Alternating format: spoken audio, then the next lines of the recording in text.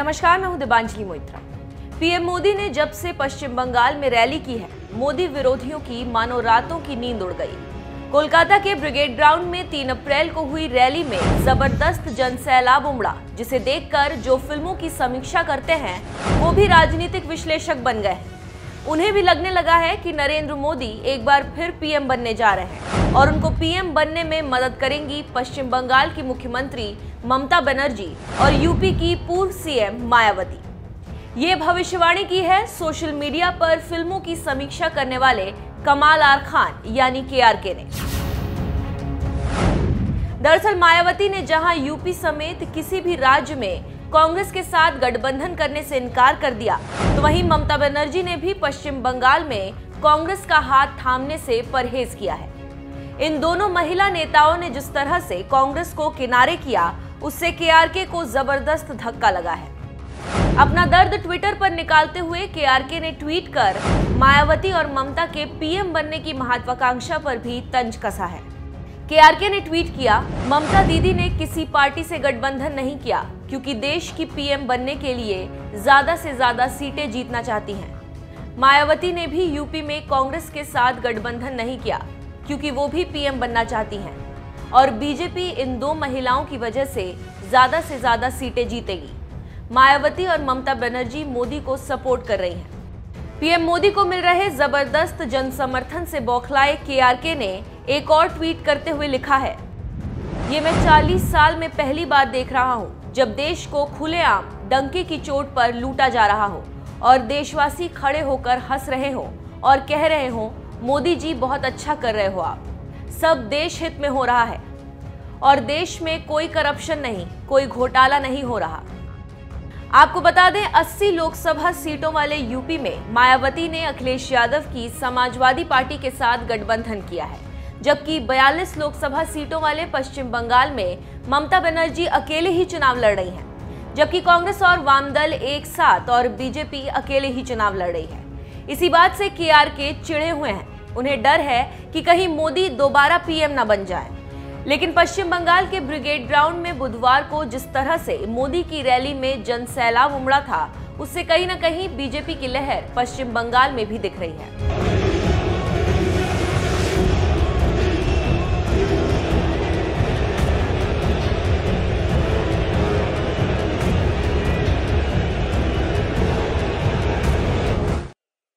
साथियों, कल आपने देखा है कि कांग्रेस पार्टी ने अपना एक ढकोसला पत्र जारी किया है। इस ढकोसला पत्र में कांग्रेस ने वादा किया है कि सेना का सुरक्षा कवच हटा देंगे। जो कानून आतंकी के प्रभाव वाले क्षेत्र में सेना के जवानों को मदद करता है, उसी कानून को हटा देंगे। ऐसी बात जिन्होंने 60 साल तक देश में राज किया, ऐसे लोग कर रहे हैं। आखिर कांग्रेस ऐसा वादा कर रही है जो पाकिस्तान में बैठे आतंक के सरपरस्तों को मदद करेगा कि नहीं करेगा? क्यों कांग्रेस देश की सुरक्षा के साथ खिलवाड़ करने पर, देश को अस्थिर करने पर तुली हुई है?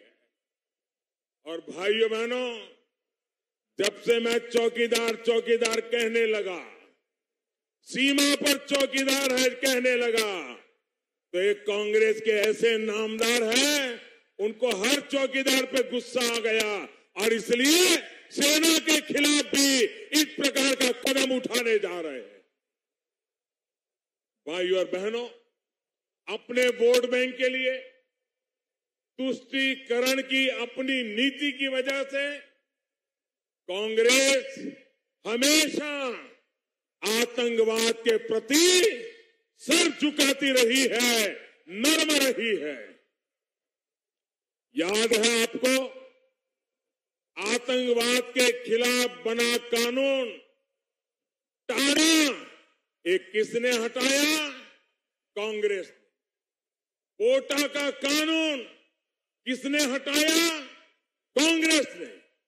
साथियों, मत भूलिए, देश में नक्सली माओवादियों के खिलाफ कार्रवाई के नाम पर भी कांग्रेस ने हमेशा सिर्फ झूठे वायदे किए।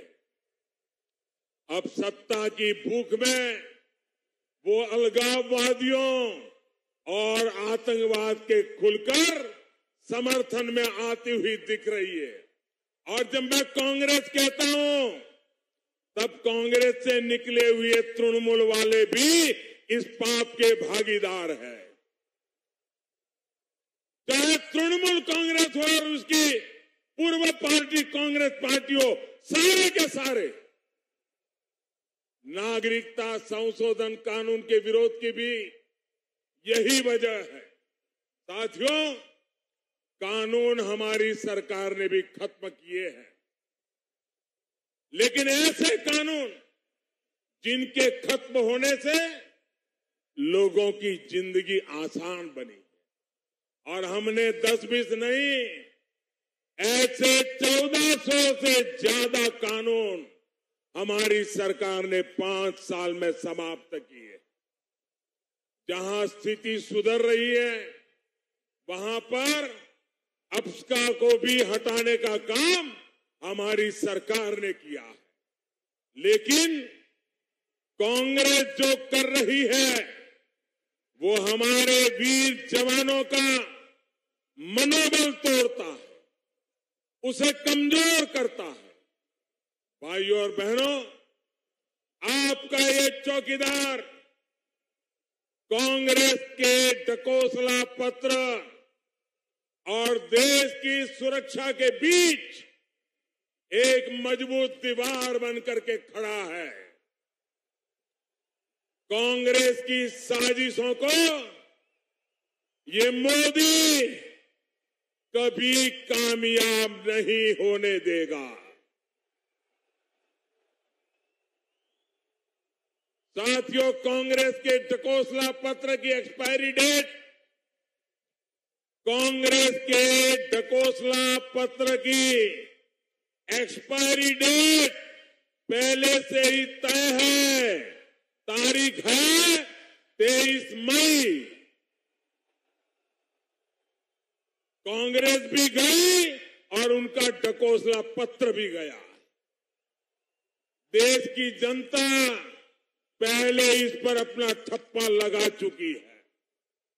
भाइयों और बहनों, कुछ समय पहले बंगाल में एक मंच पर कुछ लोगों को कहते सुना था, मोदी हटाओ, मोदी हटाओ, मोदी हटाओ। बड़ा मेला लगा था ना यहां पर। देश के कोने कोने से एक से बढ़कर एक को इकट्ठा किया था ना, हाथ ऊपर कर करके मोदी को गालियां दी थी ना। अलग अलग राज्यों से नेता बंगाल आए, सिर्फ इतना बताने के लिए मोदी हटाओ। कलकत्ते में इतना बड़ा जलसा किया, मोदी हटाओ। अरे भाई, क्यों हटाओ? ऐसा क्या गुनाह किया है मोदी ने?